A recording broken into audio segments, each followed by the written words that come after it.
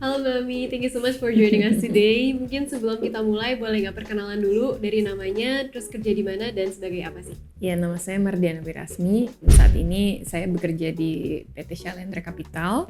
Itu adalah suatu perusahaan yang bergerak di aset manajemen atau gampangnya reksadana. Saat ini sudah menjadi tahun ke-15 saya berkiprah di industri pasar modal, tepatnya di bagian fixed income, dan posisi saya saat ini adalah sebagai Head of Fixed Income.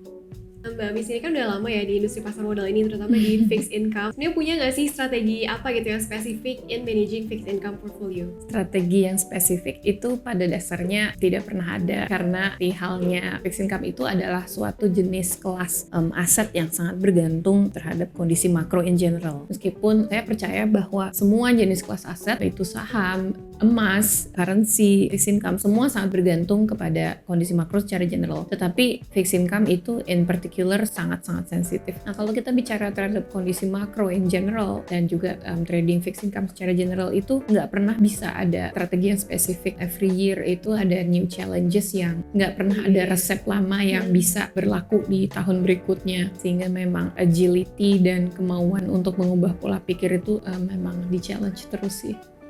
Kalau dari Mbak Miss sendiri, ada nggak sih fixed income securities yang paling favorit gitu, dan kenapa? Di market fixed income itu everybody used to like US Treasury above everything, tapi this year tiba-tiba semua orang tersadar bahwa it's not as good as it used to be. Kita itu memberikan yield yang cukup rendah, cuma 6,7%. Dan kalau kita tarik 5% 10 tahun, itu kita tuh rata-rata di 7%. Nah, ini tuh agak rendah. Kenapa? Karena kalau kita lihat di negara-negara lain yang ratingnya mirip dengan kita, katakanlah Brazil atau yang lain-lain, itu double digit. So, we are actually giving a very low yield.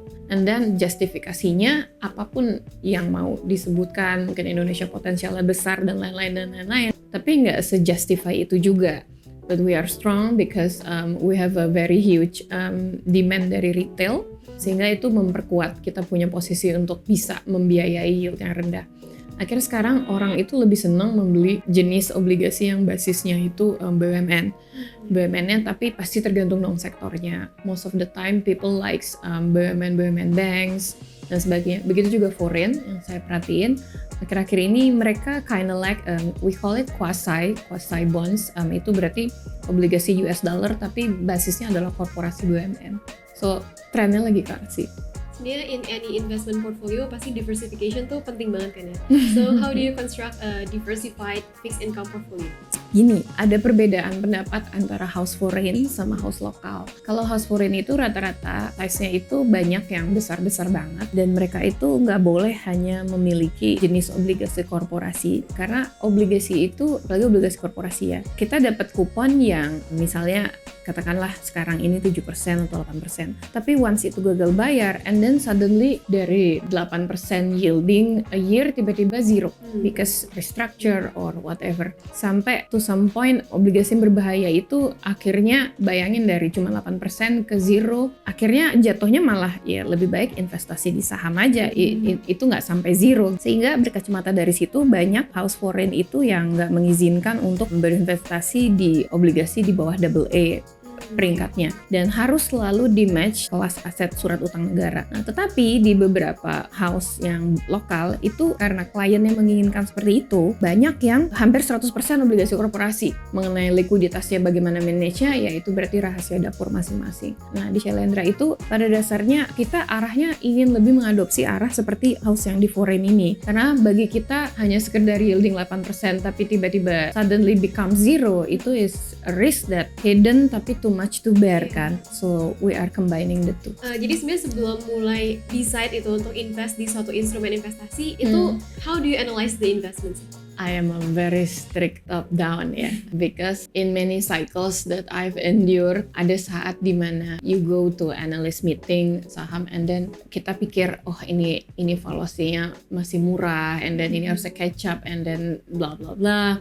Tapi once the story of the top line itu gerak, semuanya berubah, semua revaluasi. So itu untuk saham. Not to mention untuk obligasi itu efeknya lebih kerasa lagi.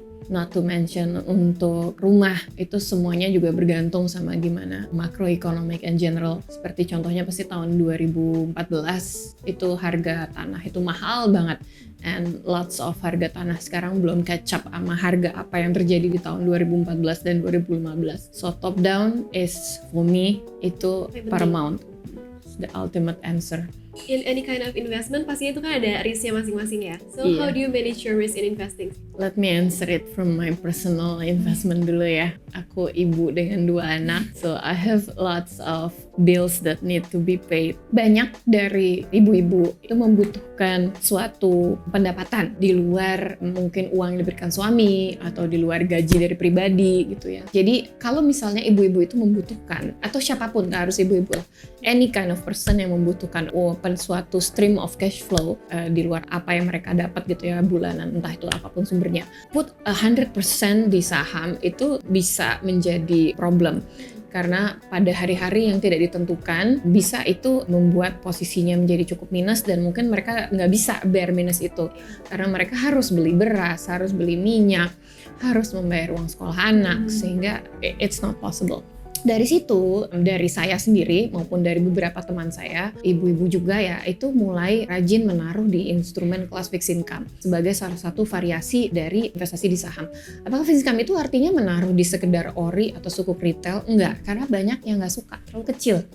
Nah, sekarang itu literasi keuangan itu sudah terbangun, dan banyak app dari bank ya yang menyediakan wealth management bagi kliennya, di mana klien itu bisa berinvestasi surat utang negara dengan kupon yang lebih besar dan jangka waktu yang lebih panjang. Nah, menghasilkan kupon yang gede, apalagi kalau misalnya kita taruh sun yang umurnya panjang-panjang, itu tuh bisa tuh kuponnya masih 8%, masih ada yang 9%. Nah, ibu-ibu itu bisa menghasilkan stream of cash flow dari situ. Jadi itu how I manage risk in pribadi maupun di banyak teman-teman saya, dan tetap melakukan investasi yang untuk jangka panjang ya, artinya tidak mengharapkan stream of cash flow ya, misalnya dari emas, dari tanah, dan dari saham-saham yang mungkin mereka high conviction bahwa di 5 years it's going to be very flourishing gitu ya. Sebenarnya in investing tuh ada nggak sih risiko yang paling susah buat dihindari? Dan kalau misalkan ada, gimana caranya minimize that risk? Yang susah dihindari itu basically kita semua itu terpenjara dalam suatu dogma di financial maupun di ekonomi in general, di mana dolar itu adalah penentu dari semuanya. Sementara di US sendiri kan dinamikanya itu rumit, dan nggak semua orang knows apa yang akan terjadi unless you follow the news every single data, and then even every single data aja kita masih bisa miss, kita masih nggak ngerti data ini sebenarnya meaning this, karena mereka tuh data banyak banget dan lengkap banget. Many people think mereka ngerti, padahal enggak. Sebagai contoh tahun 2008, many people udah bilang oh ini bakal kejadian, tapi tetap aja orang nggak siap. Begini juga apa yang lagi terjadi sekarang. Kita semua lagi-lagi di penjara dengan kondisi di mana market finansial secara global itu adalah market yang relatif. Semua itu relatif, valuation relatif terhadap industri.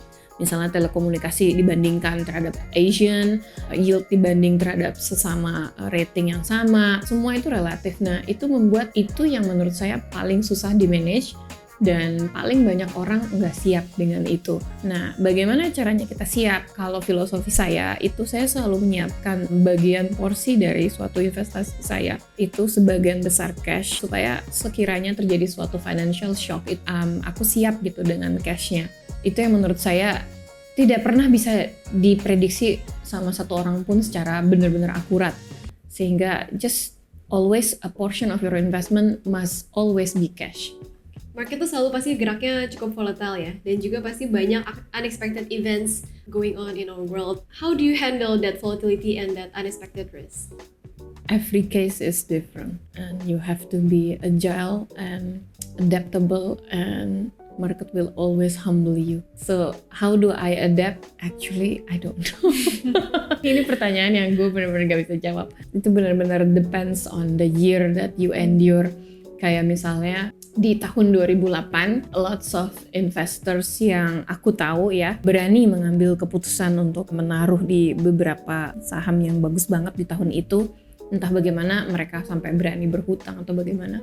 Itu gaining huge amount of wealth based on investing di tahun 2008. Kemudian juga tahun 2020 di mana waktu itu ada pandemi COVID dan saya ingat banget waktu itu nggak indeks, nggak sun, semuanya jatuhnya dalam banget. Many people nggak siap karena dari tiba-tiba kita bulan Maret dikasih tahu bahwa COVID akan parah banget itu, saya rasa nggak ada orang yang bisa siap gitu. So it's a very question yang aku nggak bisa jawab deliberately ABC. Tapi yang aku cuma bisa bilang mungkin balik lagi ke sebelumnya ya, just be ready of your cash sehingga apa yang sudah menjadi minus itu bisa ditambal dengan investasi yang kita percayanya akan beneficial as long as you are patient. Boleh nggak sih diceritain soal best investment atau kayak most successful investment you've made in the past? Best investment made itu di tahun 2015 dan tahun 2020 karena pada tahun tersebut itu kalau tidak salah kita kondisi makronya tuh kurang bagus ya. Saya ingat banget kita punya current account deficit tuh gede banget because we are growing. So itu harus dibayar dengan current account deficit yang sangat besar. So lots of financial assets itu murah ya di situ. Tetapi pada waktu itu saya baru melahirkan, jadi saya berpikir saya pengen nih matching supaya pas anak saya kuliah aset tersebut itu bisa terus menghasilkan sesuatu sampai dari titik saya melahirkan sampai anak saya kuliah. Nah, sehingga berangkat dari situ saya membeli beberapa jenis obligasi, itu obligasi negara dan juga suatu obligasi BUMN yang dia sangat jarang mengeluarkan, tapi tahun itu dia mengissue, itu saya beli dan itu kuponnya juga masih tinggi waktu itu sehingga match. Itu adalah konsep yang dipakai dalam bentuk-bentuk dana pensiun maupun jenis-jenis asset liability management ya, insurance maupun dana pensiun, itu konsepnya memang selalu begitu. Dia matching tahunnya, makanya mereka adalah suatu pembeli surat utang dengan jangka panjang. Nah, saya cuma mencoba, why don't I apply that to my personal life, and I'm very happy with the result. Tahun 2020 juga I do the same. At the time COVID itu jump and then all of the market itu semuanya jatuh, I buy again matching to my second son.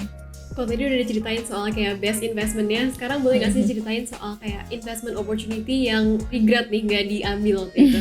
Saya mulai berkarir itu tahun 2008, so saya menjumpai beberapa saat di mana market itu lagi down banget ya. 2008 obviously saya baru mulai kerja, jadi saya juga belum punya uang untuk menaruh uang di saat market lagi crash banget. It's definitely a missed opportunity there, tapi ya gimana, belum punya uang kan. Terus tadi saya juga cerita bahwa tahun 2014 pas saya melahirkan anak saya melakukan suatu jenis asset liability matching dengan gimana nanti saat anak saya udah harus kuliah. Tetapi, nah ini is a missed opportunity. Kalau di tahun 2014 atau 2015 itu di saat market Indo tuh lagi nggak terlalu favorable, itu saya berinvestasi misalnya di, saya sebut aja ya, ini saham banks yang gede banget deh. Itu returnnya mungkin sekarang udah sampai 10 kali lipat kali. Nah itu mungkin it's as obvious missed opportunity. Jadi sekarang mulai di tahun tertentu itu a portion of my income saya selalu sebagian saya beliin beberapa saham blue chip yang obviously we know mereka nggak retrace ke bawah, tapi it's gonna be perpetual growth. Di market tuh pasti kan tren selalu berubah ya, apalagi kalau macroeconomic condition itu pasti banyak banget yang berubah dan banyak unexpected events lah yang terjadi gitu. How do you keep up with the trends and the macroeconomic condition?